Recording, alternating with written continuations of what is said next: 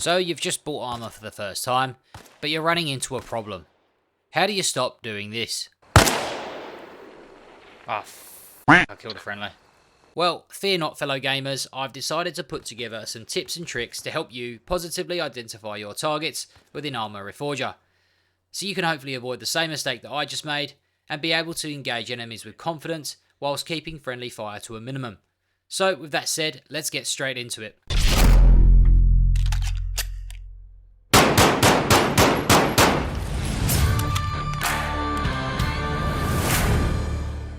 Hey guys, welcome back to the channel once again.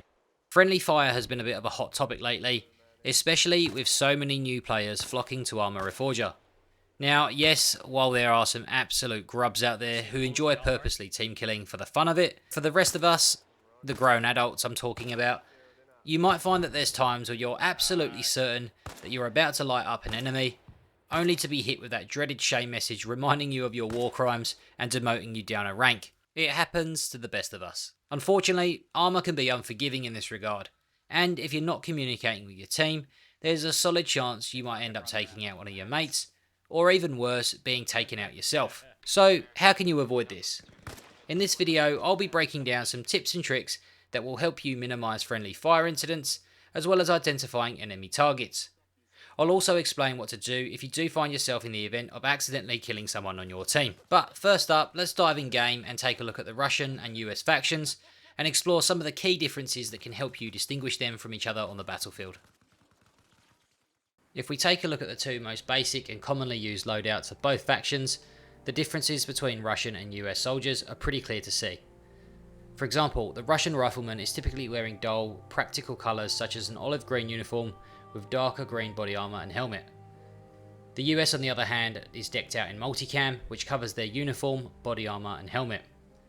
When it comes to the helmets themselves, the difference stands out even more.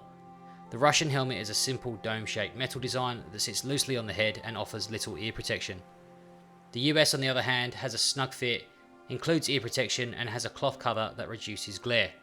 If you notice on the Russian helmet, during a clear day you will get some glare and reflection from the sun on the helmet itself.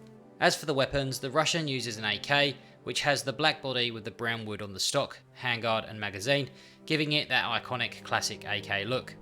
Meanwhile, the US soldier carries an M16, which is typically all black in design and colour. If we take a quick look from behind, we'll notice that there's a clear difference between the two backpacks. The Russian backpacks tend to be pretty sleek and low profile, matching their overall minimalist style. On the other hand, the US backpacks are a lot bulkier, and they have more compartments for storage space, which gives them a wider profile than the Russians. Now, of course, these aren't just the only uniforms out there, they're just a snapshot of some of the most common styles. I'd definitely recommend taking some time to browse through each faction's full arsenal to get familiar with the different uniform patterns, colours and helmet designs. The more you know, the easier it will be to spot who's who on the battlefield. But just a heads up, don't rely on uniforms alone to figure out who's friendly and who's the enemy. Sometimes the enemy might try and blend in by dressing like one of your own. So always stay sharp and keep your wits about you.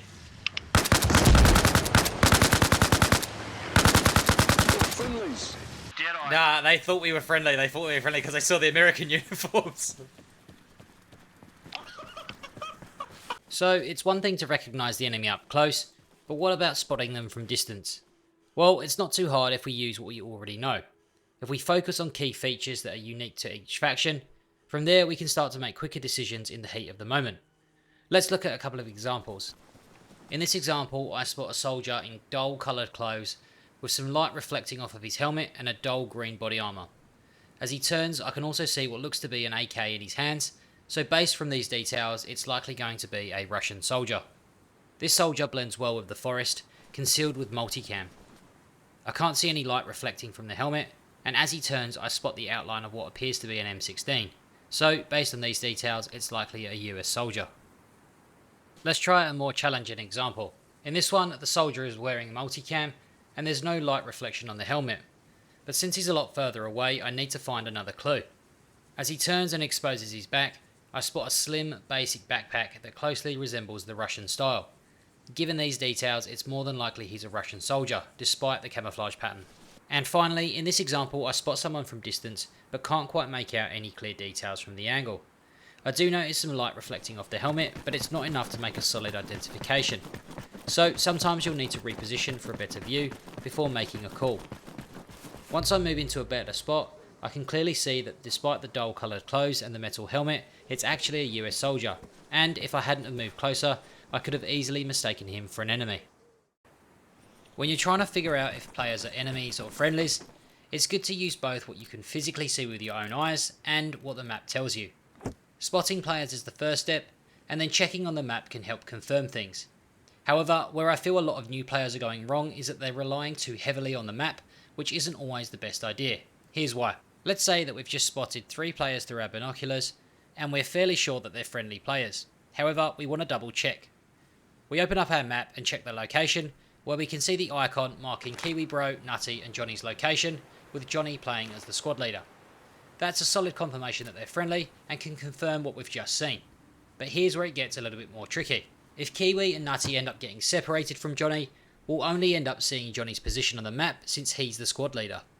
The other 2 unfortunately won't show up with individual icons, so just checking the map won't tell us anything and it might leave us guessing about their identities. This is why it's extremely important to always identify targets with your own eyes first and then use the map as a backup, just to confirm what you've already seen. For newer players especially, focusing too much on the map can end up leading to confusion and create blue on blues. In addition to the visual clues, audio can also be a great way to tell what you're up against, although it can be a little bit trickier. But with enough practice, you'll get to learn what the guns sound like. Here's what the main guns, the AK and the M16, sound like suppressed and unsuppressed up close.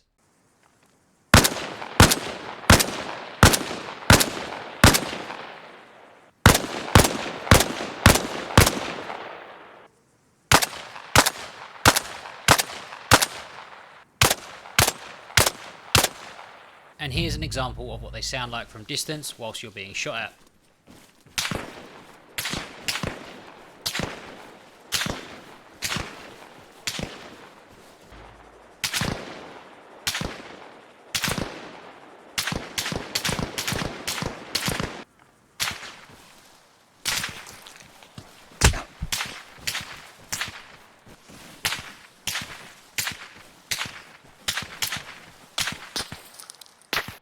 When you're approaching a position to help out your team, it's a good idea to let everyone know you're friendly and which direction you're coming from over the platoon frequency.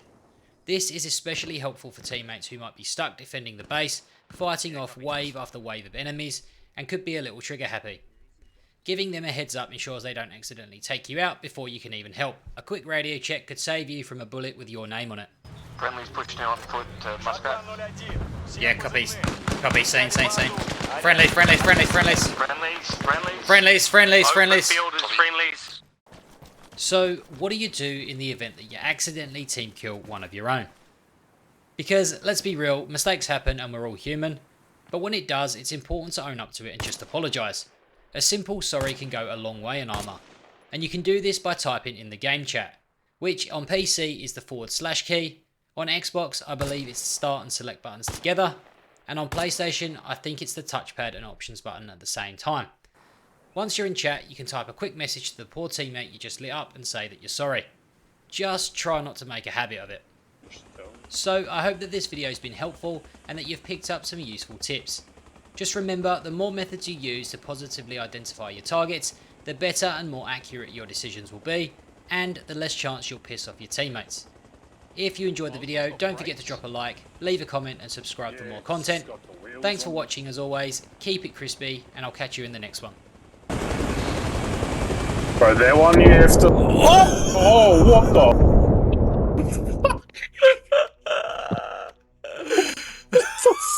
Oh shit.